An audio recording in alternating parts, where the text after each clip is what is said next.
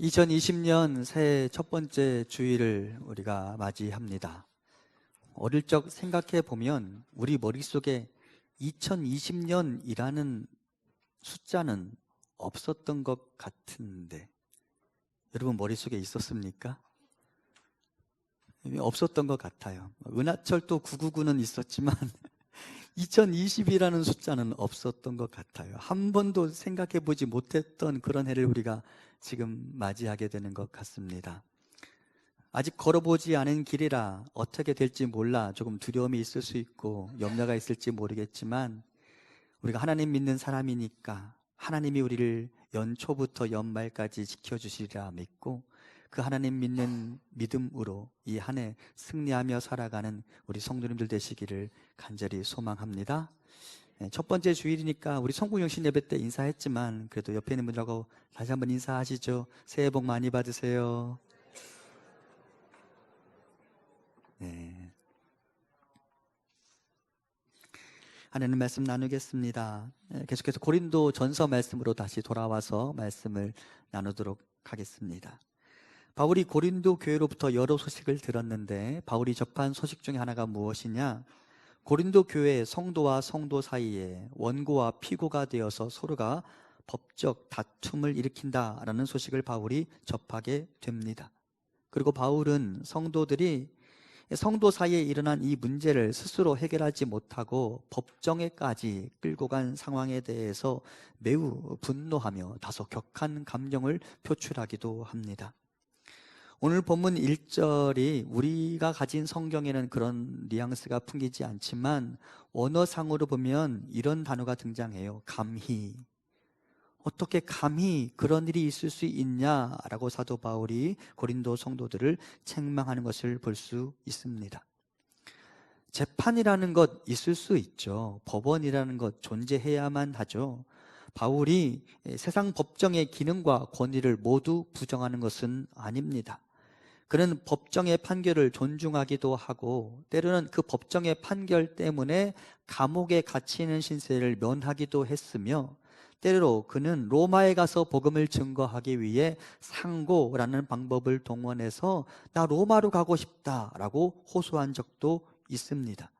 하지만 바울은 고린도 교회 안에 민사사건으로 인한 소란이 일어나는 것을 염려하고 충분히 성도와 성도 사이에서 자체적으로 해결할 만한 사항을 가지고 세상의 재판석에 형제가 형제를 고발한 사건에 대해서 매우 심각한 우려를 표하게 됩니다. 자, 그렇다면 누가 원고가 되고 누가 피고가 되어서 재판이 벌어진 것일까요? 고린도전서 5장에서 우리가 살펴본 것처럼 고린도 교회 안에는 소수의 부유한 사람들과 다수의 가난한 사람들이 섞여 있었습니다. 그중 어떤 가난한 사람이 한 부유한 사람에게 돈을 빌렸고 그것을 약속한 기일 내에 갚지 못했던 것 같습니다. 그리고 부유한 그 사람은 어떤 망설임도 없이 그리스도 안에서 한 형제라고 여겨지는 그 사람을 도시에 탁 트인 광장 같은 베마 법정의 판사들에게 끌고 가서 그를 고발합니다. 이렇게 추정할 수 있는 이유는 오늘 본문 7절에 등장하는 불의 혹은 속는 것이라는 단어들이 재정상의 문제를 다룰 때 사용된 단어라는 점에서 이렇게 우리는 추정해 볼 수 있습니다. 또한 법정으로 이 문제를 끌고 간 사람은 소위 가진 자, 사회적 지위가 높은 자일 가능성이 높습니다. 당시 사회를 고려할 때 법정은 빈민들이나 심지어는 평민들도 쉽게 갈 만한 곳이 아니었습니다. 로마 제국시대의 사회 규범에 따르면 오직 부자와 권력자들만이 상대방을 법정에 세울 수 있었고 하층 계급의 사람이 그의 상위 계급 사람을 상대로 고발했다는 기록을 어디에서도 찾아볼 수 없습니다. 오히려 사회적 약자들을 상대로 고소하는 자들은 항상 그들보다 사회적으로 더 계급이 높은 부자나 권력자들이었습니다. 이 부유한 사람이 가난한 형제를 고소하는 일에 아무런 거리낌이 없었던 데는 당시 사회적 분위기가 한 몫을 했다고 볼 수 있습니다. 헬라 세계에 대한 증언을 참고한 주석에 따르면 헬라인들은 천성적으로 그리고 특정적으로 소송하기를 좋아하는 사람들이었다. 법정은 사실상 그들의 주요 오락거리요 여흥거리였다. 헬라 도시에서는 모든 사람이 어느 정도는 변호사였으며 법률 소송의 판결을 내리거나 그것을 들으면서 시간을 보냈다. 당연히 헬라인들 중 어떤 사람들은 고린도 교회 안에 소송하기 좋아하는 경향을 유입시켰다라고 기록되어 있습니다. 그러니까 당시 헬라 사회의 웬만한 사람들은 법에 있어서 스스로 전문가라고 생각했던 것입니다. 여러분, 우리가 정치인은 아닌데 우리나라 사람들이 다 정치인만한 식견과 판단력을 가지고 있다고 생각하면서 살아가곤 합니다. 그렇죠? 여러분, 정치 이야기 별로 안 하세요? 하셔야 설교가 되는데 네. 우리가 그 사람들만큼 정치에 대해서 잘 알지 못하는데 우리가 정치 이야기를 많이 하고 정치에 대해서 비판적인 거론들을 많이 하는 것처럼 당시 헬라 세계의 사람들도 재판관은 아니면서도 법을 전공하지 않았으면서도 법에 대한 이야기들을 자주 하곤 했다고 합니다. 그리고 그런 사회적 흐름이 고린도 교회 안에 흘러 들어간 것입니다. 결국 고린도전서 6장은 교회 안에 채무에 관한 분쟁의 상황을 반영하고 있으며 그중 돈을 빌려준 사람이 돈을 빌려간 상태에서 약속한 기일 안에 갚지 못한 것을 고발한 상황을 오늘 본문은 반영하고 있습니다. 이런 상황에서 바울이 말하는 고린도 교회의 문제는 보다 더 가진 사람이 보다 덜 가진 사람을 기다려주지 못하고 참아주지 못하고 배려해주지 못한 것의 문제이며 사랑을 이야기하지만 사랑 없는 고린도 교회 성도들의 문제에 관한 것입니다. 그리고 빚을 진 사람이 고의로 그 빚을 갚지 않는 경제적 불의에 대한 문제를 바울이 고발하고 있다고 볼 수 있습니다. 다시 정리합니다. 바울은 돈을 빌려주고서 그 성도에 대해서 충분히 기다려주지 못하고 너무도 쉽게 성급하게 그를 재판관에게 데리고 간 그 돈을 빌려준 사람을 고발할 뿐만 아니라 돈을 빌리고서는 그것을 갚을 의지와 노력을 보여주지 못하고 자기에게 허락된 것 이상의 것을 탐하며 탐심으로 과소비하며 또한 재정적인 것을 신속하게 해결하지 못하는 사람들을 고발하고 있는 것입니다. 바울은 이 문제를 해결하기 위해 고린도 교인들에게 편지를 보내게 되는데 고린도전서 6장에서 가장 빈번하게 등장하는 한 구절을 주목할 필요가 있습니다. 바울은 원고와 피고 모두를 향하여 다음과 같이 질문합니다. 알지 못하느냐? 오늘 본문 2절과 3절과 9절에 이 구절이 반복적으로 등장합니다. 자, 그렇다면 고린도 성도들은 바울이 말하려는 메시지, 바울이 전하는 메시지를 이미 안다는 말이에요? 모른다는 말이에요?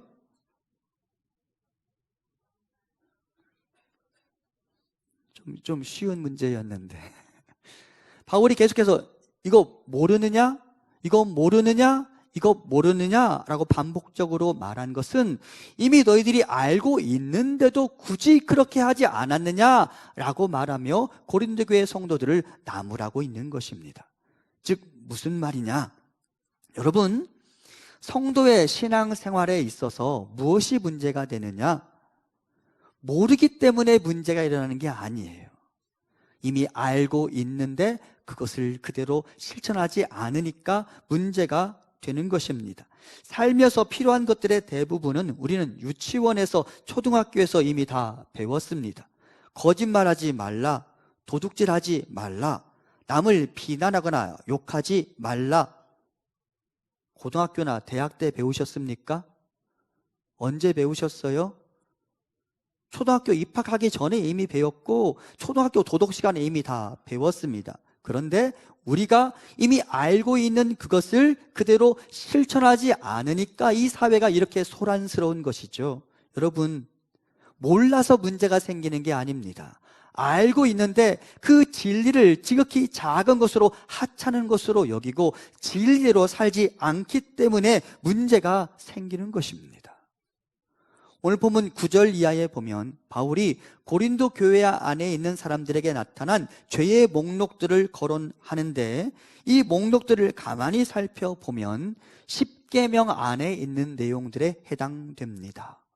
오늘 본문에 가만히 보면 우상 숭배하는 것, 음행하는 것, 간음하는 것, 탐색하는 것, 남색하는 것, 도적질하는 것, 남을 모욕하는 것, 탐욕을 부리는 것, 술 취하는 것 등에 대해서 사도 바울이 고린도 교인들을 책망하고 있는데, 이 내용들은 10계명 안에서 제1계명과 제6계명과 7계명과 8계명과 9계명과 10계명의 내용들 이 바로 이 내용들이라고 말할 수 있습니다. 즉 그리스도인이라면 누구나 다 잘 알고 있는 10계명, 그것을 알고 있음에도 고린도 교회 성도들이 그것을 실천하지 않는 것이 문제가 된 것입니다.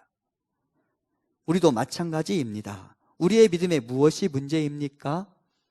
우리가 더 많이 알기를 원하고 제자 양육에 참여하고 성경과 성경 당시의 문화와 사회 그리고 세계사에 대한 궁금증을 해결하기를 원하는 것, 저는 충분히 존중받아 마땅한 욕구라고 생각합니다. 그리고 우리 안에 그런 욕구가 있어야 한다고 생각합니다.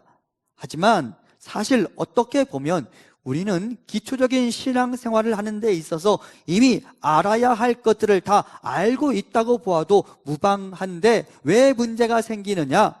이미 알고 있는 바를 실천하지 않기 때문에 문제가 생기는 것입니다. 여러분, 하나님이 우리에게 거창한 것을 요구하시는 게 아닙니다.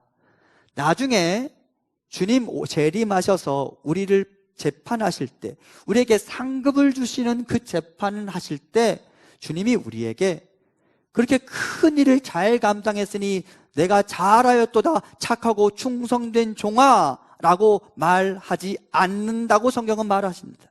어떻게 말합니까? 지극히 작은 일에 충성된 사람을 향하여 착하고 충성된 종아 잘하였도다 라고 하나님이, 우리 주님이 말씀하실 것이라고 성경은 기록하고 있습니다. 그러니까 하나님이 우리에게 원하시는 것 매우 거창하고 큰 일이 아닙니다. 지극히 작은 것, 하지만 우리 주님이 말씀하신 그 작은 진리 하나하나를 성실하게 지켜가는 것을 하나님이 원하신다는 말이죠. 그러니까 여러분, 몰라서 문제가 되는 것이 아니라 지극히 작은 그것을 우리가 지키지 않기 때문에 문제가 된다는 사실을 알고, 하나님의 말씀 어느 한 구절 한 구절도 작은 것으로 여기지 아니하고 그 말씀을 성실하게 지켜나가며 말씀이 허공을 맴돌다 사라지지 않도록 말씀이 내 안에 육신이 되는 삶을 살아가기 위하여 애써 보는 우리가 될 수 있기를 간절히 소망합니다. 말씀대로 살아봐야 돼요. 그런데 고린도 교인들이 다 알고 있는 것을 지키지 못해서 문제가 발생한 것입니다.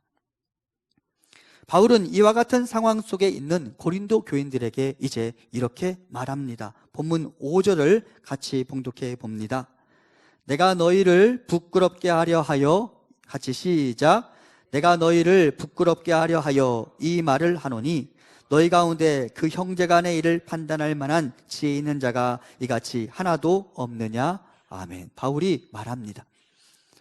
원고와 피고가 되어서 성도가 성도를, 형제가 형제를 고발한 이 사건을 두고 너희가 지혜를 그렇게 자랑하더니 사실은 너희 안에 지혜가 없구나 라고 말하고 있습니다. 지혜를 자랑하는 고린도 교회 성도들에게 지혜가 없었습니다. 그렇다면 참된 지혜란 무엇인가? 여러분 가만히 생각해 보십시오. 제가 더 가진 자가 덜 가진 자에게 돈을 빌려준 상황, 이 바로 오늘 본문의 상황이라고 말씀드렸습니다. 그렇다면 여러분, 더 가진 사람 입장에서는, 부자인 그 사람 입장에서는 지금 당장 그 사람이 내 것을 갚지 않아도 나는 견딜만 한 것 아닙니까? 그래요, 안 그래요? 그렇죠.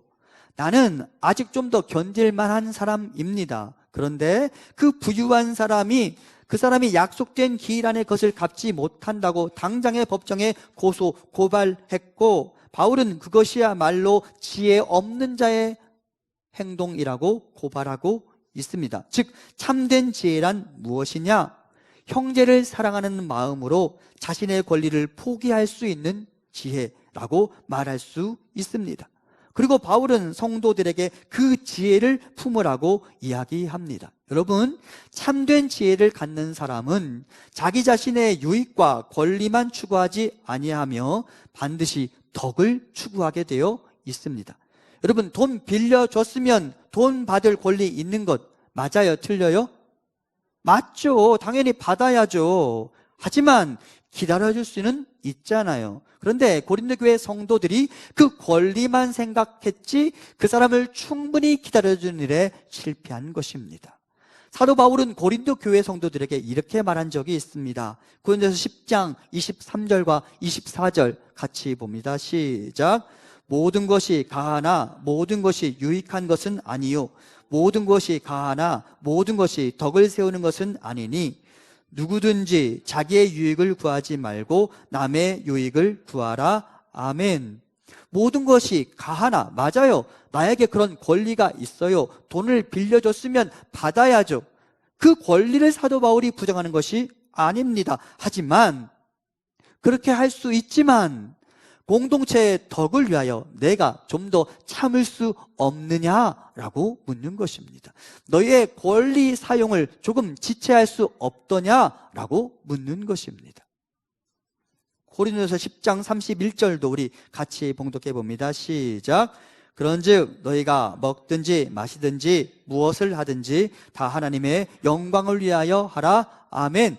먹는 것과 마시는 것을 비롯한 내 권리 내가 찾을 수 있다. 그래, 그럴 만한 자유가 너에게 있다. 하지만 그럼에도 불구하고 너의 그 행동과 결정이 정말 하나님께 영광이 되는지는 묻고 따져봐야 하지 않겠느냐? 혹시 너의 섣부른 판단과 조바심으로 그 사람이 실족하게 될 것, 그것은 생각해 본 적 없느냐? 너의 모든 결정에 있어서 하나님의 영광이 기억되어야 하지 않겠느냐? 라고 말하며 그 사람을 살리기 위하여 나의 권리 사용을 좀 유보하고 그 사람을 살리기 위하여 내 권리를 좀 내려놓을 수 있는 것, 그것을 사도 바울은 지혜라고 말하는 것입니다. 여러분, 참된 지혜는 내 권리를 조금 내려놓는 한이 있더라도 그 사람이 살아난다면 내 권리 사용을 유보할 수 있는 것을 의미합니다. 그리고 우리에게 그와 같은 믿음이 있었으면 좋겠습니다. 모든 것이 가하지만 모든 것이 유익한 것이 아니니 허락되어진 그 권리만 추구하는 것 대신 허락되어졌지만 그것을 잠시 멈추고 다른 사람을 위하여 결정 짓고 행동을 해보는 우리가 될 수 있기를 간절히 소망합니다. 또한 참된 지혜란 무엇이냐? 앞서는 제가 A, 원고에 대한 이야기를 드렸다면 이번에는 B, 피고에 대한 이야기를 드리려고 합니다. 참된 지혜란 무엇이냐? 여러분, 죄악을 통제할 수 있는 것을 의미합니다. 잠언 14장 16절 말씀을 우리 한 목소리로 봉독해 봅니다. 시작. 지혜로운 자는 두려워하여 악을 떠나나 어리석은 자는 방자하여 스스로 믿느니라. 아멘. 지혜로운 자는 어떤 사람이냐? 하나님을 두려워하며 악을 떠나는 자라고 이야기합니다. 여러분, 가만히 생각해 보세요. 내가 돈을 빌려서 그것을 갚지 않는 것 정당한 행위입니까? 아니잖아요. 그거는 불의한 행동이죠. 내가 갚을 수 있는 것 이상의 돈을 빌려서 당장 내 먹고 마시는 것을 즐기고 내 경제적인 여력이 허락되지 않는 자동차를 타고 내 경제적 여력이 허락되지 않는 옷을 입고 아파트를 사고 그리고 그것을 그 과소비로 인하여서 내가 빌린 그 돈을 갚지 않는다. 그건 죄예요, 아니에요? 죄예요.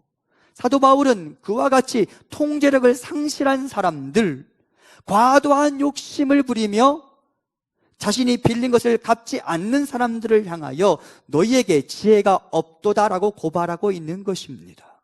죄를 제어할 수 있는 지혜 말이죠. 사랑하는 성도 여러분, 저는 우리 모두가 참 지혜의 사람들이 될 수 있기를 간절히 소망합니다. 그것을 위하여 여러분, 죄를 멀리하는 경건의 지혜의 사람이 되기를 소망하고, 더불어 성도를 위하여, 내 옆에 있는 지체 형제를 위하여 어떨 때는 내 권리 사용을 유보하고 그를 살리기 위한 결정을 할 수 있는 지혜로운 사람들 될 수 있기를 간절히 소망합니다. 이제 바울이 원고와 피고 중에 원고에 대하여 무엇이라 말하는지를 좀 더 살펴보겠습니다. 고린도전서 6장 6절과 7절을 같이 봉독합니다. 형제가 형제와 더불어 고발할 뿐더러 믿지 아니하는 자들 앞에서 하느냐? 너희가 피차 고발함으로 너희 가운데 이미 뚜렷한 허물이 있나니 차라리 불의를 당하는 것이 낫지 아니하며 차라리 속는 것이 낫지 아니하냐. 바울은 말합니다. 내가 고발한 그 사람은 내 형제가 아니냐. 여기 형제라는 말은 한 자궁 안에서 태어난 사람을 의미합니다. 그리고 바울은 말합니다. 그런데 그 형제를 내가 고발하는 것이 옳으냐라고 묻는 것입니다. 그리고 그들에게 말합니다. 형제를 고발하는 것보다 차라리 불의를 당하고 속임을 당해주는 것이 낫지 않겠느냐라고 말합니다. 앞서 말씀드린 것처럼 그들은 부유한 사람들입니다. 그렇다면 당장에 그것이 나에게 조달되지 않는다 하여도 견딜 만한 사람들이 아닙니까? 돈을 빌려간 사람의 경제적 죄악을 정당화하자는 말이 아닙니다. 하지만 고발하기 전에 너희가 정말 오래 참아 보았느냐, 기다려 보았느냐라고 사도 바울이 묻는 것입니다. 교회 밖 사람들처럼 습관적으로 너무도 자연스럽게 당연하게 그 사람을 고발한 것은 아니냐라고 묻고 있는 것입니다. 하나님 오늘 우리에게 말씀하십니다. 교회 안에 있는 연약한 자들을 어떻게 대해야 하는지, 나에게 빚진 사람을 어떻게 대해야 하는지. 여러분, 정말 안 갚으면 그 사람 고소해도 됩니까? 안 됩니까?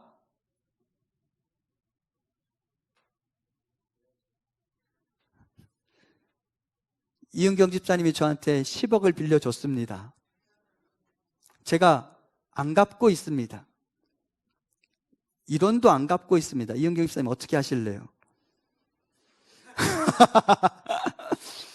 고소해야죠. 고소해야죠. 어떤 노력도 기울이지 않는다면 고소해야죠. 하지만 오늘 본문은 이렇게 말합니다.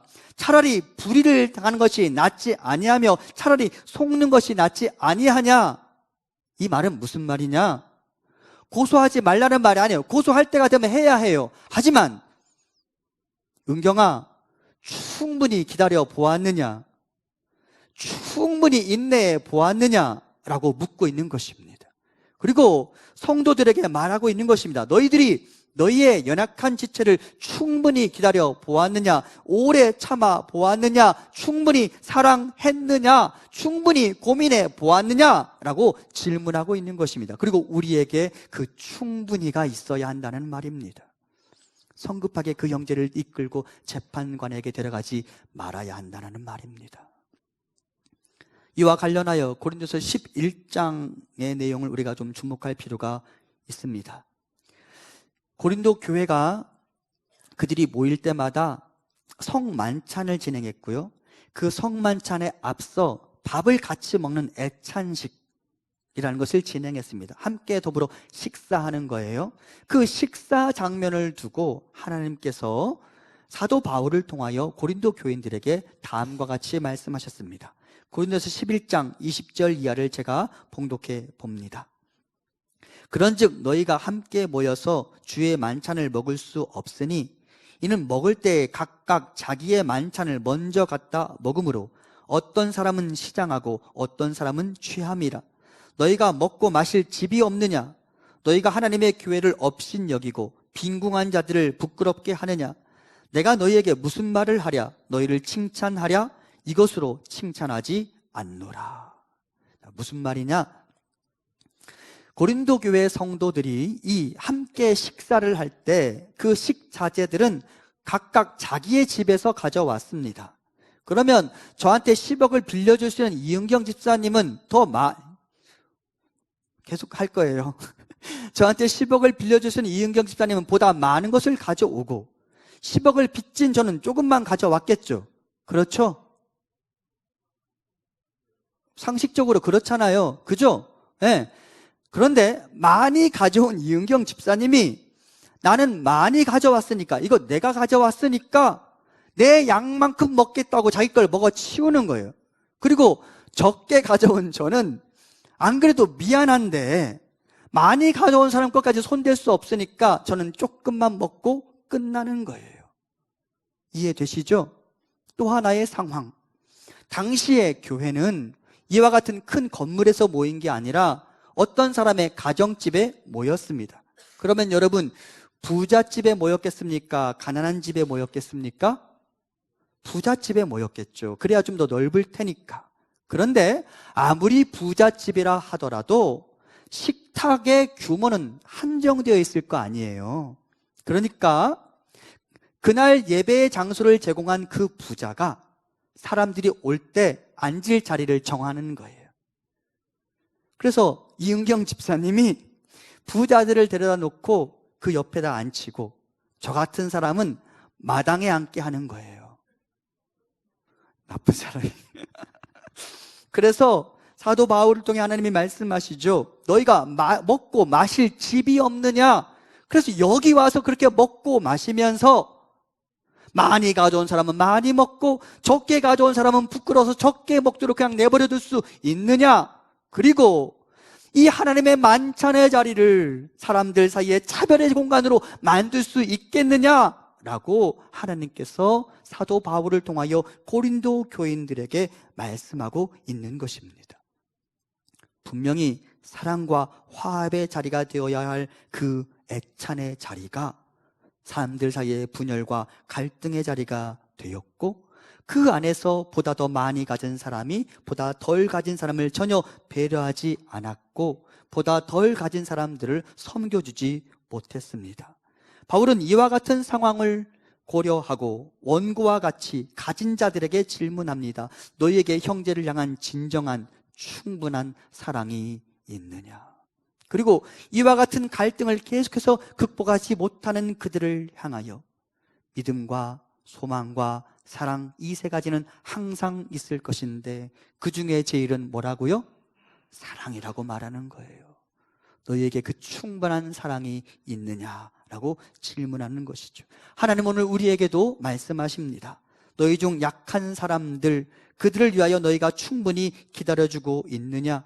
그들에게 인내심을 발휘하며 오래 기다려주고 있느냐? 그리고 여러분, 충분히 라는 단어에 자신 있을 때까지 우리가 기다릴 수 있으면 좋겠습니다.